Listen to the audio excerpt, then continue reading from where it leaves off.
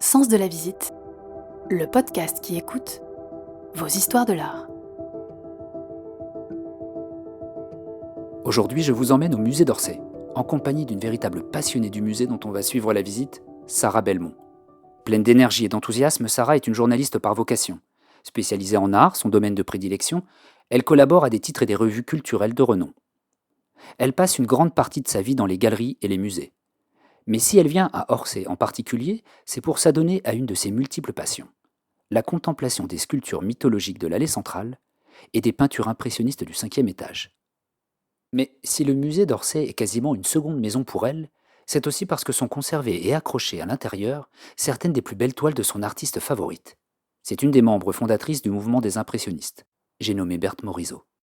Il y a quelques années, après avoir lu une biographie qui lui était consacrée, Sarah s'est littéralement connectée à l'artiste et son travail.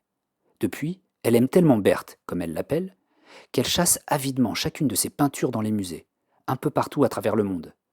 Et comme une vraie prédatrice, une fois devant sa proie, accrochée au mur, elle peut la dévorer du regard. Et j'ai découvert en partageant cette visite avec elle que la chasse aux Berthe Morisot n'était pas le seul de ses hobbies.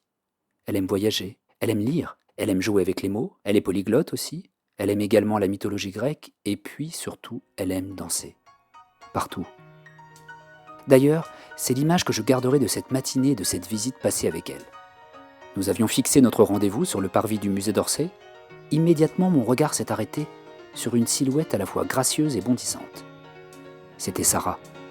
Musique dans les oreilles, elle m'attendait, en train d'enchaîner des pas de danse swingés devant la façade du musée. Elle semblait presque le défier. Elle dansait face à Orsay.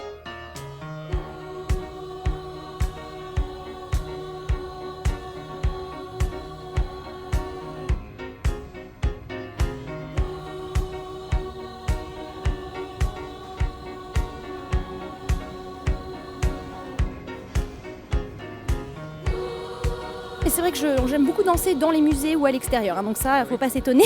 J'aime beaucoup, j'écoute souvent de la musique en parcourant les musées. Orsay, dès que je me retrouve devant la Vénus, j'écoute I'm Your Venus. Voilà, donc j'aime beaucoup écouter de la musique. Sarah, tu as employé une phrase qui m'a marquée, c'est que tu m'as dit qu'à chaque fois que tu venais au musée d'Orsay, c'était comme un voyage pour toi. Alors ça commence d'ailleurs à l'extérieur, aux côtés des 6 sculptures qui représentent les 6 continents, qui ont été réalisées pour le Palais du Trocadéro en 1878. Ensuite, évidemment, on rentre, donc là on y est. On va passer devant plusieurs figures mythologiques dans l'allée des sculptures. Pénélope, qui est endormie, qui attend Ulysse désespérément, la pauvre, elle peut encore attendre. Ce que j'aime bien, c'est aller un peu plus loin parce qu'on croise une bacchante, ensuite Narcisse, même si c'est pas mon personnage préféré, étant donné le sort qu'il a réservé à la pauvre Écho, punie par Héra. Et puis ce que j'aime bien dire, c'est que généralement, en fait, je me perds au Louvre, mais je me retrouve à Orsay. Je me recentre au milieu de figures mythologiques et des impressionnistes. Voilà, et au Louvre, je n'arrive toujours pas encore à maîtriser la géographie, c'est quand même dur. Mais à Orsay, c'est plutôt clair. Donc je voyage, mais en terrain conquis.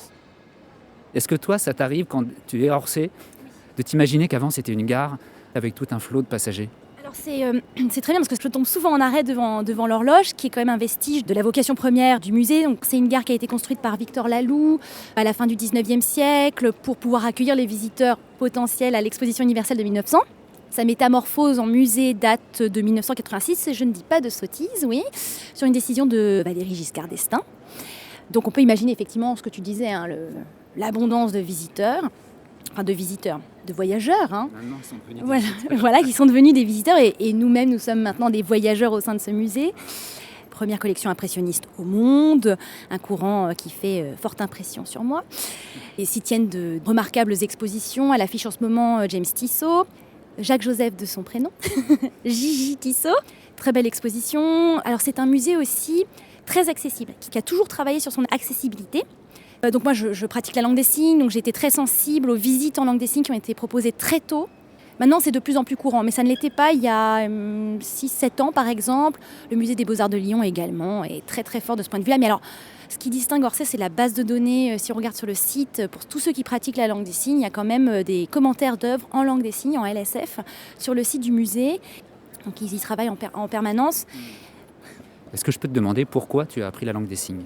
Alors c'est une longue histoire, j'ai vécu aux États-Unis, puis en rentrant, ma mère a voulu que je cultive la langue en étant en contact de jeunes filles au pair irlandaises, dont une qui parlait la langue des signes irlandaise, parce qu'il y a plusieurs langues des signes, alors selon les régions, suivant les pays. Ça m'est resté, je pense, et puis j'ai des facilités pour les langues, et arrivé à un certain âge, je pense à la vingtaine, je me suis dit, bon, après le russe, l'anglais, l'espagnol, le latin, le grec ancien, le grec moderne, tout le monde m'a dit, bon, alors maintenant, il faudrait apprendre le mandarin. Je dis, oui, non, mais j'ai 20 ans, il faut être réaliste, non. Et je pense que inconsciemment, je me suis dit que ça pourrait me servir plus tard. Donc j'ai des projets aussi autour de ça, autour de la langue des signes et des musées. Il faudrait que je m'y replonge parce que c'est quand même une langue à entretenir. J'ai pensé que ce serait plus accessible. C'est très difficile, mais ça m'a ouvert sur toute une autre culture, un autre monde. Continue le sens de la visite avec Sarah. Et puis donc on se retrouve dans une grande salle, une salle où il y a les 2 grands Courbet, l'enterrement à Ornans et l'atelier du peintre de Courbet. C'est des tableaux gigantesques, vous ne pouvez pas les louper si vous passez. Sarah, toi tu as voulu t'arrêter devant l'atelier du peintre, c'est un tableau que tu affectionnes particulièrement. Manifeste du réalisme de Courbet, qui voulait le proposer dans le cadre de l'exposition universelle de 75, si je ne m'abuse. On lui a refusé, et qu'a fait Courbet ? Il a fait construire un pavillon pour abriter donc cette toile, exposer ses œuvres, et l'enterrement à Ornans aussi. Alors divisé en 2, on le sait, le monde des actionnaires qui compte ses amis, le monde beaucoup plus trivial à gauche, et puis se représente au centre avec un modèle dénudé, voilà, un chat, etc. Bon, bref. Et alors c'est moi qui ai une petite colle. Il y a un nombre important de repentirs. Les repentirs, c'est un phénomène qui me fascine. Ce sont ces images cachées dans des tableaux. Alors, il y a des corrections, il y a plein d'histoires qui auréolent ce phénomène pictural. Et un qui est particulièrement intéressant dans ce tableau. Alors, le connais-tu ? Non ? Non. La toile le laisse transparaître, ce qui n'est pas toujours le cas. Mais Courbet utilisait des matériaux bas de gamme, donc la toile a mal vieilli. Alors, Courbet a représenté la maîtresse de son ami Baudelaire. Et oui, relation très tempétueuse entre les deux, entre Jeanne Duval, elle s'appelait Jeanne Duval, et le poète qui a demandé à Courbet d'effacer ce portrait, de supprimer. Sauf qu'il ressort, et il est juste là. Voilà, alors la toile a été restaurée il n'y a pas très longtemps et évidemment plein d'analyses ont confirmé la présence de ce portrait. Et alors elle plane au-dessus de lui comme une espèce de muse invisible, d'esprit. Ah oui, on dirait alors, presque un fantôme. De fantôme qui le hante ou qui l'inspire, on ne sait pas. Cette petite médaille blanche là aussi. Alors c'est drôle parce que j'étais avec des gardiens l'autre jour, je dis mais j'ai perdu Jeanne Duval, où est-elle ? Et eux-mêmes pensaient que c'était le médaillon. Elle est juste là. Baudelaire est ici, donc elle est entre 2 têtes. Ah oui, d'accord. Voilà. On la voit très très peu, il faut vraiment s'approcher. Même je conseille à tout le monde de prendre une photo pour la voir apparaître. Donc il y a un fantôme à découvrir dans le musée d'Orsay. Dans le tableau de l'atelier, dans le musée d'Orsay. Exactement. C'est pas le fantôme du Louvre, c'est le fantôme d'Orsay. Exactement. C'est ça. Voilà. Alors, oui, une figure un peu fantomatique. Venez là, c'est mieux, on la voit mieux. Ah oui, Une femme qui semble regarder le lecteur. Oui. C'était la maîtresse de Baudelaire. D'accord. Et Courbet a demandé à Baudelaire de l'effacer. Sauf qu'elle réapparaît. Avec Elle le temps, réapparaît avec le temps, voilà. il l'a effacé avec quelle technique de... Non, il l'a recouvert avec une couche de peinture d'accord. supplémentaire, mais avec le temps, ça s'est estompé, disons. La couche supplémentaire, Ok. la couche supérieure, c'est édulcoré. Ah, sympa. Merci pour l'anecdote. Je vous en prie. Oh, chouette. Bon, on va peut-être monter un... J'adore ce musée, c'est incroyable. Faire le Whistler, après le comptable, on y va.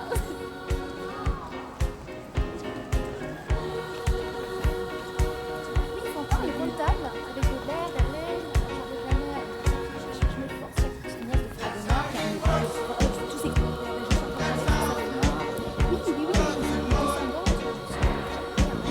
Fragonard, qui a un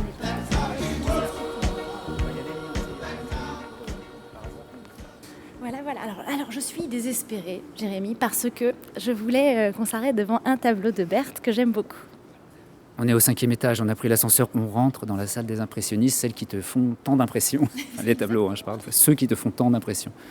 Oui, les tableaux, les personnages, ouais. Tous. Et alors malheureusement, un de mes tableaux préférés qui est un portrait de Berthe Morisot par Manet, le fameux Berthe Morisot au bouquet de violettes, n'est pas là. Il est en voyage, j'ai demandé, à Abu Dhabi. Il ne reviendra que dans quelques mois. Mais on peut toujours s'arrêter devant un autre portrait de Berthe Morisot par Édouard Manet, qui la représente avec un éventail. Il y en a un autre d'ailleurs, Berthe Morisot à l'éventail, qui est conservé au musée des Beaux-Arts de Lille, si je ne m'abuse. Et c'est le seul portrait où apparaît l'alliance de Berthe, qui s'est mariée à 33 ans. C'est quand même à l'époque, elle a résisté pour pouvoir se concentrer sur son œuvre. Elle ne trouvait pas de prétendant, elle ne trouvait pas chaussure à son pied, si on peut dire. Et son mari, d'ailleurs, qui était le frère cadet d'Édouard Manet, était, alors, j'aime pas le dire comme ça parce que c'était un beau couple, mais à sa botte, on parlait de chaussures. Mais il a beaucoup soutenu dans sa carrière, puisqu'elle a fait œuvre. Elle a exposé dans tous les salons impressionnistes, sauf un, parce qu'elle a donné naissance à sa fille, qui a été le grand amour de sa vie, Julie. Déjà, d'où te vient cette passion pour Berthe Morisot ? Alors, c'est inexplicable. Est-ce qu'on explique les coups de foudre ? Je ne sais pas. J'ai lu la biographie de Berthe Morisot par Dominique Bonnat, qui est rentré à l'Académie française, il y a quelques années, il y a peut-être 10 ans. L'écriture aidant, le style de l'auteur aidant, je suis tombée raide dingue. Je me suis dit, mais c'est qui cette femme incroyable, qui a fréquenté les plus grands, mes idoles, Manet, Monet, Renoir. Passion pour Renoir, moi. Et je me suis penchée sur son sort. Je ne suis pas du tout experte. Après, il s'avère que le destin m'a conduit à Chicago, à The Art Institute, qui abrite aussi une collection impressionniste très importante et qui a conforté mon amour pour Berthe, parce que ma toile, j'ai jamais de favori, j'aime tout, je suis très enthousiaste dans la vie, mais là j'ai une toile absolument favorite qui est Femme à sa toilette, débutée en 1875. Bon, j'adore, je tombe complètement en arrêt, je la traque d'une exposition à l'autre, parce qu'elle a voyagé. Donc quand je l'ai retrouvée à Orsay dans le cadre de l'impressionnisme et la mode, je l'ai retrouvée à Orsay dans le cadre de l'exposition consacrée à Berthe Morisot il y a quelques années. Bon, j'adore cette toile. Bon, je ne sais pas, le poudré, la fulgurance du trait, la délicatesse. Bon. Bref, une femme de dos qui est en train de défaire ou refaire sa coiffure, on ne sait pas, un mystère émane de cette figure. J'atterris à New York dans le cadre d'un voyage de presse, et puis je tombe sur une femme de dos, signée Manet, 1876. Alors là, je me dis, d'accord. Au début, j'ai pensé que c'était un Berthe Morisot, un autre Berthe. Pas du tout Manet. Ce qui prouve bien que Manet s'est inspiré beaucoup de Berthe, mais c'est un échange entre les deux. Elle n'a pas été son disciple. Elle a été son modèle. Je crois qu'il l'a représentée 12 fois. C'était sa muse. 12 portraits de Berthe Morisot par Manet. Alors je crois que la toile devant laquelle on se trouve date de 1872. Ce qui est intéressant, c'est qu'elle est vêtue de noir, où elle cache son visage d'un éventail. Alors pourquoi se cache-t-elle ? Y a-t-il quelque chose à dissimuler ? Elle est en noir, il exalte sa beauté espagnole, c'est pour ça qu'il l'aimait beaucoup, Manet copiait Velázquez, Goya, des 3 sœurs Morisot, parce qu'elles étaient 3, Edma, Yves et Berthe. C'était celle qui avait le physique le plus hispanique, avec un port altier, une mâchoire bien dessinée, et puis la pommade, ouais. Est-ce que tu te souviens donc de la première œuvre de Berthe Morisot que tu as vue ? La première œuvre de Berthe Morisot que j'ai vue, oui, forcément, sur la biographie, la couverture de la biographie, donc c'est ce fameux portrait au bouquet de violettes qui habille le livre, qui habille la plupart des éditions de la biographie rédigée par Dominique Bonnat. Ouais. Voilà. Et alors là, c'est fascinant, parce que là, on voit que la tête, c'est un gros plan sur la tête, mais c'est ses yeux noisettes qui vous fixent. Et vraiment une allure folle. C'est ça qui m'a le plus... Mais bon, je m'attache très peu. J'ouvre un livre, moi, je suis bibliovore. La première chose que je voulais faire, c'était lire. C'est ensuite le premier, j'ai dû aller à Orsay. Parce que ce que m'a inspiré ce livre, c'est l'envie de partir à Orsay. Et je me suis tracé une visite. Là, c'était le sens de la visite Berthe Morisot. Et j'avais une visite thématique. Je me souviens, après, j'ai emmené des amis. J'étais, oui, alors on va faire tous les Berthe Morisot. Et plus tard, évidemment, j'ai découvert que le musée Marmottan abritait le plus grand fonds Morisot au monde, avec des portraits de Julie Manet, sa fille, qui sont très émouvants. Voilà, donc je l'ai traqué, Berthe. À la Fondation Bimbert, il y a aussi un pastel que j'aime énormément en plein air, de Berthe. Voilà, je l'appelle même Berthe. Hashtag Passion Morisot, mais pour moi, c'est Berthe. Voilà. Et ce tableau, La Toilette, quand tu dis je l'ai traqué, c'est-à-dire que tu es allé le voir dans différentes expos. Et qu'est-ce que tu ressens quand tu retrouves un tableau que tu as déjà vu ? Tu penses que tu vas retrouver autre chose, que tu vas le voir différemment, si tu le vois dans différents lieux ? Je découvre des touches différentes, parce qu'elle travaillait quand même à la fin par touche, pas par tâche, par touche. Elle allait tellement vite que, elle a libéré les cadres. On parle pas de non finito quand même, parce que ce sont des toiles très achevées, mais elle allait tellement vite qu'on voit parfois transparaître la toile brute. Mais c'est le poudré, cette espèce de transparence qui me fascine et qui me happe finalement dans la composition. Puis alors en plus moi sans lunettes je vois rien, donc c'est super, c'est un flou artistique total, je me plonge dedans et c'est l'impressionnisme encore accentué. Et alors je me perds dans ce tableau, vraiment je découvre toujours une touche, un détail, une couleur, une nuance que je n'avais pas vue. Voilà, ça s'explique même pas. Je suis devant et je me sens bien. Je me sens transportée à tel point que je reste vraiment, je peux y rester. Je peux rester devant 30 minutes. Je me souviens un gardien une fois qui m'a dit on ferme. C'était à Chicago, donc je retourne souvent à Chicago. Donc chaque fois j'attendais, je fonçais à l'Art Institute. J'allais au premier étage en montant en courant les escaliers. Et alors certaines années elle était là, certaines années elle n'y était pas. Elle disait mais où est femme à sa toilette? Ah elle est en voyage, elle est à Paris. Je fais quoi? Elle est à Paris. Alors, hop, je rentrais à Paris ensuite. Et je disais hop, j'allais la voir. Il y a quelque chose dont tu m'as parlé dans l'œuvre de Berthe Morisot, c'était sa rapidité d'exécution, plutôt vers la fin de sa carrière. Par petites touches, on a l'impression d'une énergie, presque d'une urgence. Est-ce que je peux me permettre, je vois un lien avec ton énergie à toi? Ce n'est pas la première fois que quelqu'un dresse ce parallèle. Berthe, si tu nous entends, écoute, je ne sais pas ce que tu en penses. Je ne suis pas hyperactive parce que je n'ai pas un manque à combler dans ma vie. Au contraire, mais c'est vrai qu'il y a une passion qui m'anime. Alors moi, c'est paradoxal. Je suis très expansive. Les gens pensent que je suis extravertie. Ça voudrait dire que je recharge mes batteries au contact des autres. Au contraire, moi, j'ai tendance à beaucoup donner de ma personne. Et puis quand je suis fatiguée, que les batteries sont à plat, je m'en vais, je disparais pour lire. Donc c'est vrai que je suis très dynamique. Bien sûr, je suis toujours partout sur tous les fronts. Il y a une expo à gauche, à droite, il faut y aller. J'adore apprendre. C'est peut-être ce qui m'a séduit inconsciemment, le fait qu'elle soit très indépendante, qu'elle sache exactement ce qu'elle veut, mais tout en étant quand même consciente des convenances, respectueuse de ses parents, même si elle s'est opposée à sa mère, à son père. Mais il n'y a pas de rébellion, il n'y a pas d'explosion, il n'y a pas de... C'était quelqu'un de nerveux, ça c'est sûr. On a dit qu'elle était anorexique. Il y a quand même quelque chose, il y a une nervosité chez Berthe, il y a une angoisse, il y a un besoin de créer. Mais je me suis jamais vraiment posé la question en ces termes. Je me suis pas projetée en Berthe, non, jamais. Est-ce que tu pourrais vivre sans art? Non, c'est pas possible. Je pense pas, c'est pas possible. Je pense les 3/4 de ma semaine au musée. Donc déjà le confinement ça a été dur. Alors il y a les musées, mais le rapport à l'œuvre est irremplaçable. Parce que je pense qu'on est d'abord devant une œuvre, on est face à soi-même. Le premier critique d'art, c'est soi-même. L'art, l'esthétique, ça vient d'aïstanomai en grec, je le dis tout le temps. C'est éprouver, ressentir. Personne ne peut ressentir ce que tu ressens ou ce que tu éprouves à ta place. Il faut se promener déjà au musée. Je pense qu'il faut laisser son regard dicter le sens de la visite. Il faut laisser l'étoile nous attirer aussi. Et puis s'il n'y en a aucune qui nous attire, tant pis. Traverser l'espace. Puis au musée, on peut se poser au café. Je ne sais pas, moi, flâner dans la boutique du musée. Il y a plein de choses. Discuter. Maintenant, il y a des speed visites dans certains musées. Ça, c'est génial. Dans le cadre d'expositions temporaires, genre la Fondation Louis Vuitton, c'est génial. Pour les gens qui travaillent, qui ont un peu de temps à midi, vous avez 1 heure pour manger, 1/4 d'heure dans une salle d'exposition, boum boum, avec un guide qui vous initie à un tableau. Vous ressortez, vous allez chercher un sandwich, vous rentrez au bureau et voilà. Bon. Si intérêt il y a, c'est pas la peine de se forcer non plus. Ouais, il faut se faire plaisir. S'il y a une curiosité, il faut toujours s'écouter. Ouais. Il y a encore 2 Berthe, je crois, de l'autre côté. Oui. Regardez juste les coquelicots, j'en profite parce que... On est devant un tableau de Claude Monet, les coquelicots, la promenade. Là, je racontais une histoire personnelle avec ce tableau. Et puis, Sarah me dit, t'as qu'à l'acheter, ce tableau, s'il te plaît tellement. Et puis, je me dis, est-ce que si je l'avais chez moi, est-ce que ça changerait quelque chose? Est-ce que, finalement, j'en profiterais plus? Je plaisantais, mais une plaisanterie parce que je me suis renvoyé l'ascenseur, parce que c'est vrai que je me pose souvent la question. Dans le métier, on me demande tout le temps, est-ce que tu collectionnes?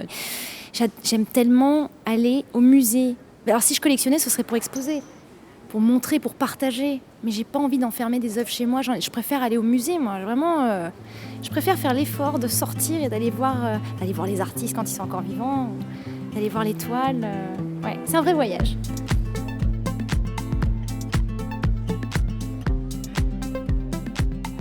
Si vous aussi vous voulez partir à la chasse aux Berthe Morisot comme Sarah, vous pouvez évidemment lire Berthe Morisot, Secret de la femme en noir, le livre consacré à la vie de l'artiste, écrit par Dominique Bonnat et édité chez Grasset, prix Goncourt de la biographie 2000.